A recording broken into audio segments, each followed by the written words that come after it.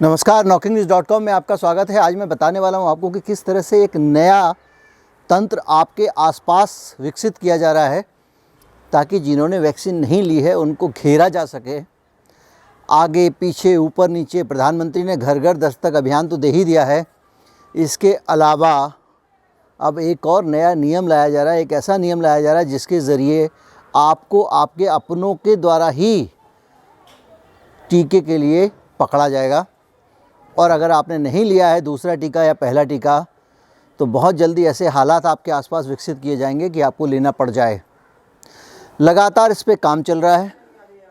और अब जो नई खबर है वो मैं आपको बता दूं। नई खबर ये है कि सीरम इंस्टीट्यूट ने सरकार से अपील की है कि उसके पास अब टीके रखने की जगह नहीं है। खूब सारे टीके बन गए हैं, इस जगह को खाली कराया जाए और इस जगह के लिए कुछ आवश्यक इंतज़ाम किए जाएँ। उन्होंने जगह नहीं मांगी है और वो आवश्यक इंतज़ाम दो हो सकते हैं। एक इंतज़ाम तो ये हो सकता है कि टीकों की खपत बढ़ाई जाए और दूसरा ये हो सकता है कि टीके का जो एक्सपोर्ट है उसको और नरम कर दिया जाए। ये दोनों चीज़ें हैं। अब इस पर आगे देखते हैं क्या चीज़ें होती हैं। लेकिन ये खबर, आज वाली जो खबर है वो इस नई सरकार के से जो अपील की गई है उस पर नहीं है। आज वाली खबर है कि किस तरह से पूरा एक तंत्र बना दिया गया है जिसमें अब आपका बचना और मुश्किल हो जाएगा अगर आपने टीका नहीं लगाया है तो।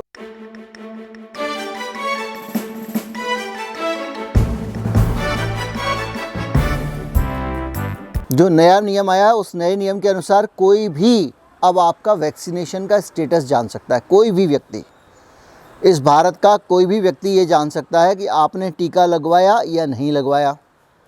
चाहे वो सरकार हो, कोई सर्विस प्रोवाइडर हो या कोई टीका कंपनी हो या फिर आपका एम्प्लॉयर हो, आपका बॉस हो।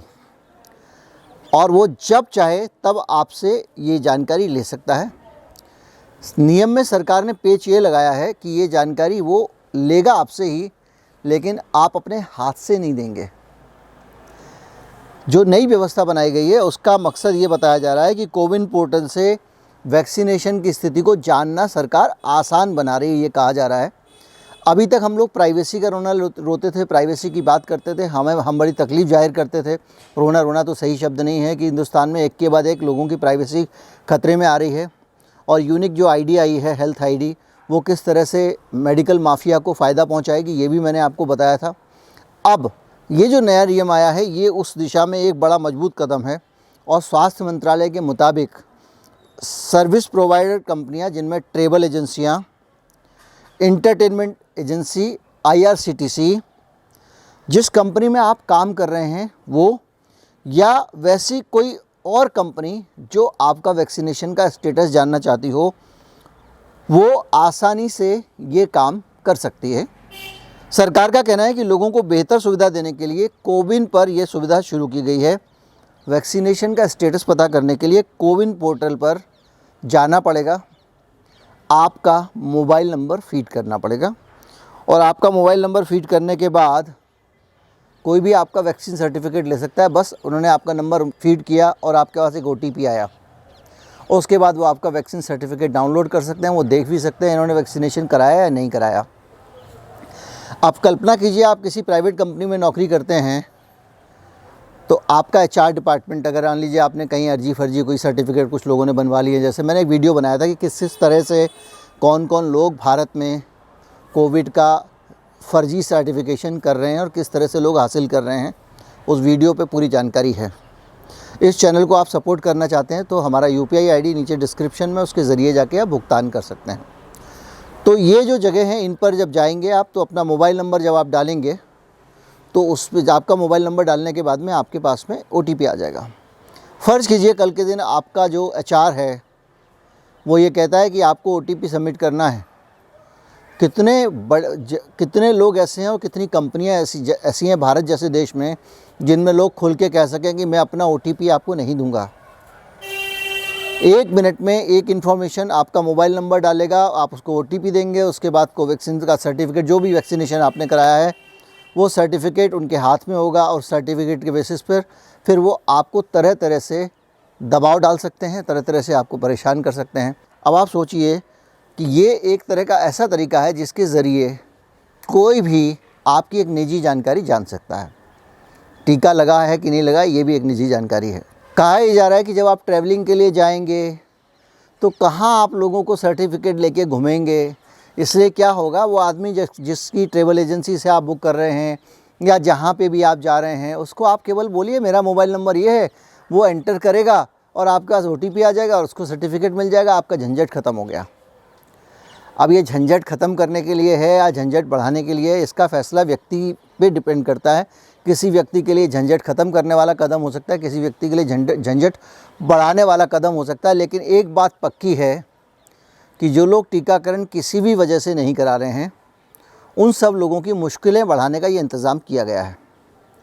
ये भी एक तरह का ऐसा दबाव डालने का प्रयास है। अब आप सोचिए, आपका एम्प्लॉयर एक कॉरपोरेट कंपनी जिसके यहाँ काम करते हैं या जिस कंपनी में आप जा रहे हैं, हो सकता है बहुत सारी कंपनियां अपने गेट के सिक्योरिटी गार्ड को बोलते हैं भैया आने वाला जो है उसको अंदर तभी अलाउ करिएगा रिसेप्शन से आगे जबकि वो आपको अपना वैक्सीनेशन स्टेटस बता दे। और वैक्सीनेशन स्टेटस में भी वो जो बताए उसकी बातों में मत आना। आप वैक्सीनेशन स्टेटस आराम से एंट्री करके और डाल देना। अभी हाल में एक राज्य के मंत्री ने कहा था कि दारू की दुकान पे जो शराब मिलेगी वो उन्हीं को मिलेगी जिन्होंने दोनों टीके लगवा लिए हैं।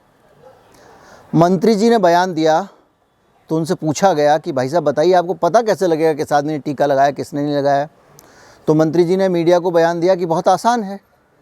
तो उसने कहा क्या आसान है? बोले आसान ये हम उसी आदमी से पूछ लेंगे। इतना हम आदमी की ईमानदारी पे छोड़ेंगे कि वो टीका लगा चुका है या नहीं लगा चुका है। तो लोगों ने समझा कि ये एक तरह का रिमाइंडर होगा कि भाई याद दिला रहे होंगे लोगों को टीका लगाने के लिए। तो दुकान में जाने से जब शराब की दुकान पे आदमी शराब लेने जाएगा तो उससे पता लगा लेंगे। लेकिन अब जब ये नियम आ गया तो क्या होगा, शराब का ठेकेदार भी आपका मोबाइल नंबर पूछेगा। पहले तो मोबाइल नंबर आपका हासिल कर लेगा, उसके बाद में OTP के ज़रिए वो आपका झट से स्टेटस निकालेगा। इसका एक और पहलू भी है। विंडो के उस पार एक आदमी बैठा हुआ है, इस पार आप खड़े हुए हैं, उसने आपसे मोबाइल नंबर मांगा और उसने मोबाइल नंबर कहाँ एंटर किया आप नहीं जानते हैं। उसके बाद आपके पास OTP आया, आपने उसको दे दिया, आपका तो बहुत कुछ निकल सकता है, कुछ भी जा सकता है। ये पहलू है और इस पहलू से इनकार नहीं किया जा सकता। एक और चीज़ है जो और भी ज़्यादा ख़तरनाक है, जिसको ध्यान में रखा जाना चाहिए कि शराब की दुकान लोगों किसको उल्लू समझ रहे हैं। इस देश के लोग बहुत तेज़ हैं। शराब की दुकान की बात छोड़िए, आप चले जाइए बड़े शहरों में, दिल्ली, गुड़गांव और बाकी शहरों में, हमारे शहरों में, तो वहाँ पे तो हालत ये है कि जो बड़े बड़े बार होते हैं उनमें स्टैग्स जो होते हैं, जो सिंगल लोग होते हैं, उनको अलाउ नहीं किया जाता अंदर पब्स में, बार में। वो लोग जोड़े के साथ आइए, तो वहाँ बाहर लड़कियाँ खड़ी रहती हैं, वो आपको इन करा के बाहर आ जाती हैं। फिर दूसरा ग्राहक आता है, उसको इन करा के बाहर आ जाती हैं, कुछ पैसे लेती हैं वो। तो एक टीकाकृत व्यक्ति क्या दारू की दुकान पर दारू खरीद के नहीं दे सकता। लेकिन कुल मिला के ये तरह तरह से लोगों को हरास करने का इंतज़ाम हो रहा है। और ये जो नया नियम आया है इसके बाद अब नौकरी में कम से कम आपके लिए समस्या बढ़ गई है।